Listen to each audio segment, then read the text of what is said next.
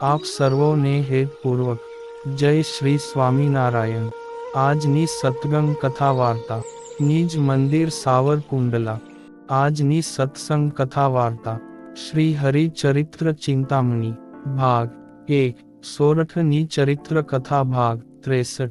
ગઈ કાલે આપને શ્રી હરિના દિવ્ય ચરિત્રો સાંભળ્યા। હવે તેમના આગળના ચરિત્રો ખૂબ જ હેતપૂર્વક સાંભળશું। એકવાર શ્રીજી મહારાજ સંવત 1818ની સાલમાં ગામ જમનાવડ દરબાર દાદાભાઈને ત્યાં પધાર્યા ને તેમના ઓરડાની ઓસરીમાં ઢોલિયા ઉપર ગાદી તકીએ બિરાજમાન થયા ને દાદાભાઈ આવીને પગે લાગ્યા। પછી બીજા હરિજનો પણ આવ્યા। તે શ્રી હરિને પગે લાગી સભામાં બેઠા ત્યારે શ્રીહરિએ ધર્મ, જ્ઞાન, વૈરાગ્યની વાતો કરી ને પછી દાદાભાઈને કહ્યું કે સામે વર્ષે જબરો દુષ્કાળ પડશે, માટે તમારા ઘોડા અને ઢોર વેચીને દાણાનો સંગ્રહ કરી લેજો। ત્યારે દાદોભાઈ બોલ્યા, જે હે મહારાજ, દાણા તો ઘણા છે ને ખડની ગંજીઓ પણ છે। ત્યારે શ્રીજી મહારાજ કહે કે 2 ઘોડા અને 2 ભેંસો રાખી બાકીના ઢોર વેચી નાખજો ને વધારે હશે તો એકે નહીં જીવે। એ પ્રમાણે શ્રીજી મહારાજે કહી દીધું, પણ દાદાભાઈ માન્યા નહીં। ત્યારે શ્રીજી મહારાજે બીજી વાતો કરી તેવામાં દાદાભાઈના ઘરના માણસે થાળ તૈયાર કર્યો ને જમવા માટે બેસવાનું કહ્યું। તે શ્રી હરિ હાથ પગ મોઢું ધોઈ બાજોઠ ઉપર બિરાજમાન થયા ને ખૂબ જ ભાવથી થાળ જમ્યા ને શ્રી હરિ જમતા હતા ત્યારે દાદાભાઈ વીંઝણો લઈને પવન ઢોળતા હતા। પછી શ્રી હરિ જમી રહ્યા ને ચડું કરી જળપાન કરી મુખવાસ લીધો ને પ્રસાદીનો થાળ દાદાભાઈને આપ્યો। તે તેઓ જમ્યા ને વળતે દિવસે મહારાજ ચાલ્યા તે ફરેણી ગયા। એને બીજે વર્ષે 69 કાળ પડ્યો। તેમાં દાદાભાઈના બધા ઘોડા તથા ઢોર મરી ગયા ને 2 ઘોડા જ રહ્યા। આમ તેઓ શ્રી હરિને ભગવાન માનતા હતા, પણ તેમનું કહ્યું ન માન્યું। તે દુઃખી થયા, માટે આપણે સત્સંગ કરીએ ને કથા વાર્તા સાંભળીએ તો સત્શાસ્ત્રો અને મોટા પુરુષોના વચન અવશ્ય માનવા જોઈએ ને તે માનીએ તો જ સુખી થવાય છે। એકવાર ગઢડાથી ગામ ફરેણી પધાર્યા ત્યારે ત્યાં રામાનંદ સ્વામીના વખતનું મંદિર હતું। ત્યાં ઉતારો કર્યો ને વળતે દિવસે મોટી સભા થઈ, તેમાં મોટા મોટા સંતો આવ્યા। તેમને શ્રીજી મહારાજે પૂછ્યું કે કનિક પ્રશ્ન પૂછો। ત્યારે આનંદ સ્વામી બોલ્યા, જે હે મહારાજ, તમે મને સર્વ સંતોમાં મોટેરો કર્યો છે, પણ મારી આજ્ઞામાં કોઈ રહેતા નથી। ત્યારે શ્રીજી મહારાજ કહે, અમે અક્ષરધામ માંથી અનેક મુક્તોને લઈને આવ્યા છીએ, તથા બીજા ધામના પણ અનેક મુક્તો અને દેવોને પણ લાવ્યા છીએ ને તે બધા સાધુઓ થયા છે। તેઓ તમારી આજ્ઞામાં ક્યાંથી વર્તે? એ તો અમે એના ઐશ્વર્યોને દબાવી રાખ્યા છે, તે અમારી આજ્ઞામાં વર્તે છે નહીં। તો જેને પોતાના ઐશ્વર્યની જાણ થાય તો તેઓ અમને પણ ગણકારે તેમ નથી। માટે જેમ ચાલે છે તેમ ચલાવો, પણ એના ઉપર બહુ હુકમ કરવો નહીં। એ તો અમારી ઉપાસના સમજીને પોતે પોતાને ઠેકાણે જશે ને ત્યાં પણ અમારું ભજન કરશે ને આવડતા પૂરી થઈ રહેશે ત્યારે ત્યાંથી અક્ષરધામમાં જશે। એ પ્રમાણે વાત કરી। તે સાંભળીને આનંદ સ્વામીને સર્વે મોટેરા સંતોનો મહિમા સમજાણો ને રાજી થયા। પછી મહારાજે સભામાં પોતાના પુરુષોત્તમ પ્રણામી ઘણીક વાતો કરી ને દર્શને આવેલા સર્વે લોકોને પોતાના સ્વરૂપનો પાકો નિશ્ચય કરાવ્યો। પછી શ્રી હરિએ એક દિવ્ય ચરિત્ર કર્યું। એક હરિજન પાસે ખાટલો મંગાવ્યો ને સભામાં કહ્યું કે જેને અક્ષરધામમાં જવું હોય તે આ ખાટલા ઉપર સૂવો। ત્યારે 8 સાધુઓ વારા ફરતી તે ખાટલા ઉપર સૂતા, ને તે બધા ધામમાં ગયા. એક સમયે ગામ ફરેણીમાં સોની વેલાભાઈને ઘેર એક બાળક જન્મ્યું. તે 15 દિવસનો થયો, ને એકવાર બહુ જ રડવા લાગ્યો, ને કાળી ચીસો પાડવા લાગ્યો. ત્યારે તેના બાપાએ ઘોડિયા પાસે જઈને કહ્યું કે, દીકરા છાનો રહે. તે વખતે તે છોકરાએ ઘોડિયામાં બેઠા થઈને એના બાપને એક થપાટ મારી, તેથી વેલો ભાઈ ઊંધો થઈને નીચે પડ્યો. તે વખતે ગામના મંદિરમાં મહારાજ હતા. તે ત્યાં આવીને વેલા ભક્તે વાત કરી કે, મારો છોકરો 15 દિવસનો છે, ને તેણે મને થપાટ મારી, તે મારા 4 દાંત પણ પડી ગયા, અને વસવું લાગ્યું. ત્યારે શ્રીજી મહારાજ કહે કે, ચાલો અમે તમારા ઘરે આવીએ. પછી શ્રી હરિ તેમની સાથે ત્યાં ગયા, ને છોકરાને મહારાજે ઠપકો દીધો જે, ગયા જન્મનો તું ઢૂંઢરી મલ છો. ને તે જન્મમાં કેટલાય ડટ્ટણ સોપટણ કર્યા હતા, તે તેનું પાપ લાગ્યું છે. વળી તે હરિભક્તોને માર્યું, માટે હવે તો તારો છુટકારો નહીં થાય. ત્યારે તે છોકરાએ હાથ જોડ્યા ને રોતો છાનો રહી ગયો, અને શ્રી હરિ પાછા મંદિરે પધાર્યા. એકવાર સંબંધ 1868ની સાલમાં શ્રીજી મહારાજ ગામ ફરેણી પધાર્યા, અને વેલાભાઈ સોનીને ઘેર ઉતર્યા. ત્યારે વેલો ભાઈ શ્રી હરિને દંડવત પ્રણામ કરી, ઢોલિયો ઢાળી, તેના ઉપર રેશમી ગાદી તકિયા મીછાવ્યા, ને શ્રીહરિને બિરાજમાન કર્યા. ત્યારે ત્યાં ઘણા હરિભક્તો દર્શને આવેલા, અને તેમણે શ્રીહરિને પૂછ્યું કે, હે પ્રભુ, આવતું વર્ષ કેવું થશે? પછી શ્રીજી મહારાજ બોલ્યા કે, આવતા વર્ષે તો મોટો દુષ્કાળ પડશે, તે સર્વેએ દાણાનો સંગ્રહ કરી લેવો. ત્યારે હરિજનોએ કહ્યું કે, ઠીક મહારાજ, તમે કહો છો તે તેમ કરશું. ને પછી વેલાભાઈ સોનીના ઘરના એ થાળ તૈયાર કર્યો. તે શ્રીજી મહારાજ બાજોઠ ઉપર બિરાજીને થાળ જમ્યા, ને પ્રસાદી વેલા ભક્તને આપી. પછી શ્રી હરિએ એક કુસંગી સોનીની દુકાને જઈને કહ્યું કે, સામે વર્ષે દુકાળ પડશે, માટે દાણા લઈ લેજો. ત્યારે તે બોલ્યો કે, રૂપિયા છે તો દાણા જ છે ને. ત્યારે શ્રી હરિએ નીચેથી 4-5 કાંકરા ઉપાડીને હાથમાં લઈ ખખડાવ્યા, ને બોલ્યા કે, રૂપિયાનો પાવર રાખીશ તે, આ તારા રૂપિયા તો આ કાંકરા બરોબર છે, તેમ સમજજે. ત્યારે સોની કહે, અરે મહારાજ, રૂપિયા દેતા તો ઘણા જ દાણા મળશે, માટે દાણા લેવાની કોઈ જરૂર નથી, ને વળી મારા પટારામાં પણ ઘણા રૂપિયા પડ્યા છે. ત્યારે શ્રી હરિ બોલ્યા કે, હે ભાઈ, તું જો અમારી વાત માને તો રૂપિયા દઈને દાણાનો સંગ્રહ કરી લે, નહીં તો તે કપરા કાળમાં રૂપિયા દેતા પણ દાણા મળવાના નથી. એમ કહી પોતે ત્યાંથી ચાલી નીકળ્યા. પછી જે સમજણવાળા હરિભક્તો હતા તેમણે દાણા લઈને સંગ્રહ કરી લીધો, ને સોનીએ દાણા લીધા નહીં.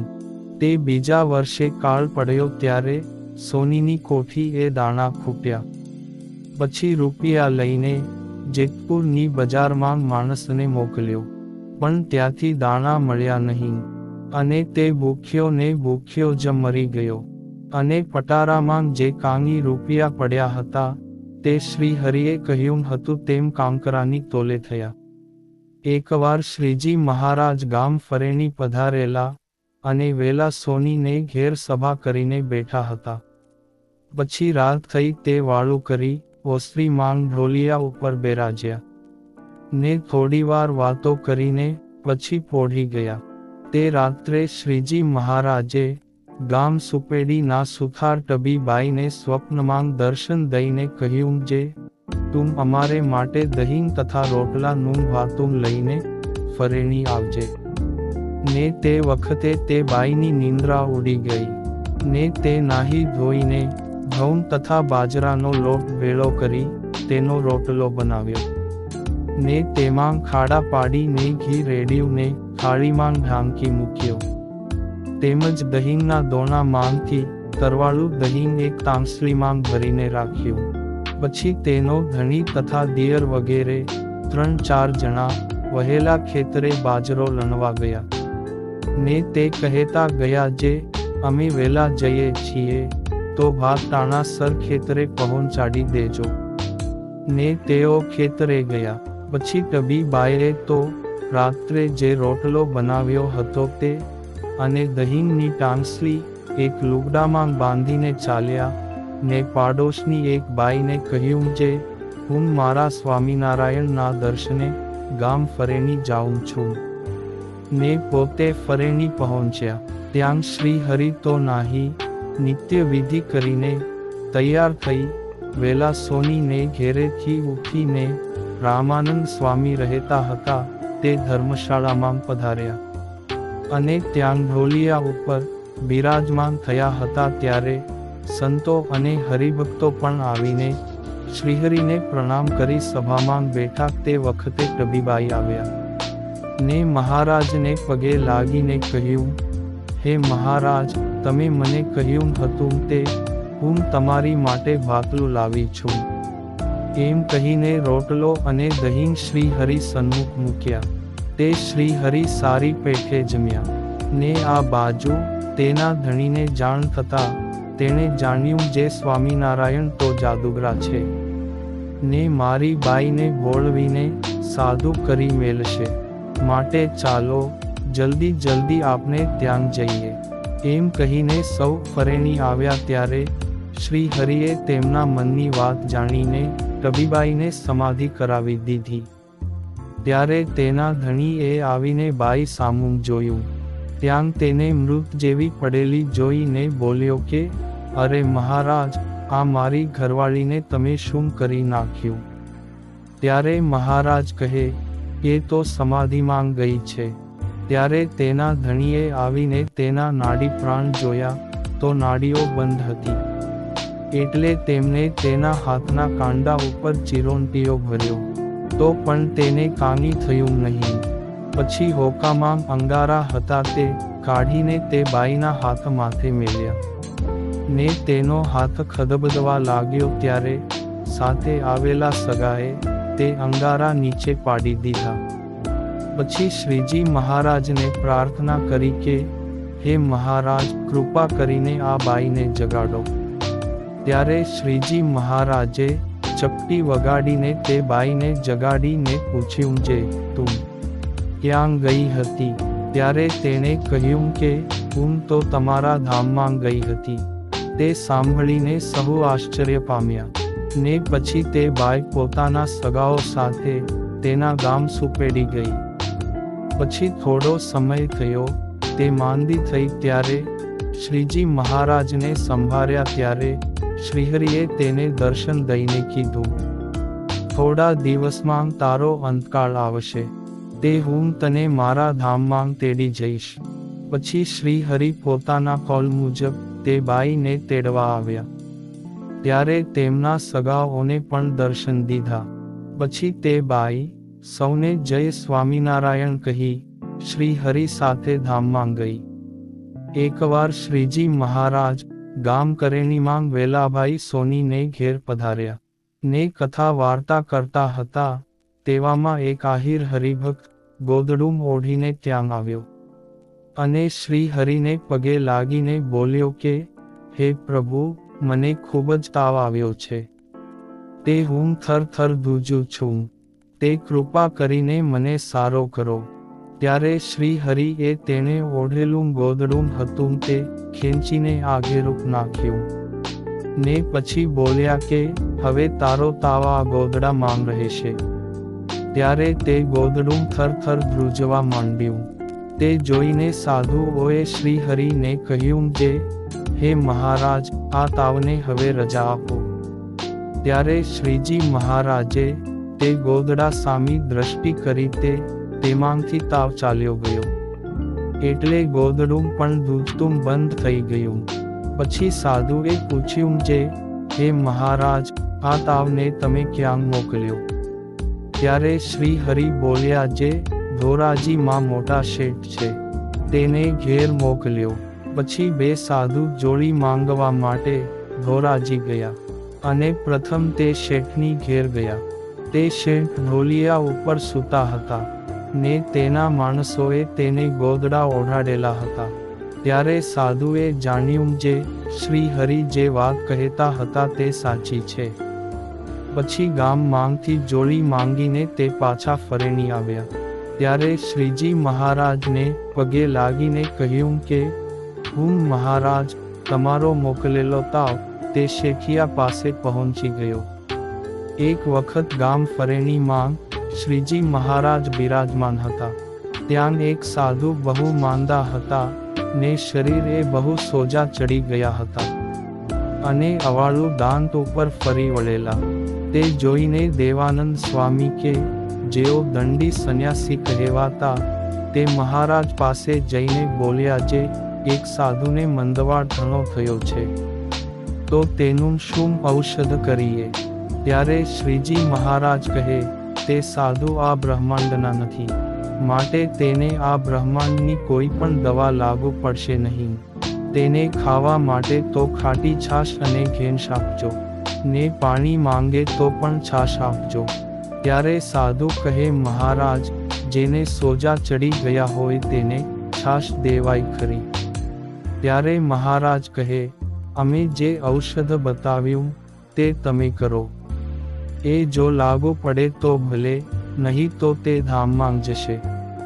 પછી દેવાનંદ સ્વામી તે માંદા સાધુ પાસે ગયા અને તેને ખાવાનું માગ્યું. ત્યારે શ્રી હરિના કહેવા મુજબ ઘેંસ અને છાશ આપી ને પીવા માટે પાણી માગ્યું. ત્યારે પણ ખાટી છાશ આપી. આમ 2-3 વખત કર્યું. ત્યાં તો તેને શરીરમાં સોજા ઉતરી ગયા ને સાવ સાજા થઈ ગયા. એમ શ્રી હરિએ અસાધ્ય રોગનું ઔષધ કરીને પોતાની કૃપાથી સાધુને સાજા કર્યા હતા. આમ ગામ ફરેણીમાં શ્રીહરિએ ઘણી દિવ્ય તથા મનુષ્ય એક લીલાઓ કરી છે અને આગળની પ્રસંગ વાર્તાઓ આપને હવે પછીના ભાગમાં સાંભળશું. અત્યારે આપ સર્વોને ભાવથી જય શ્રી સ્વામિનારાયણ.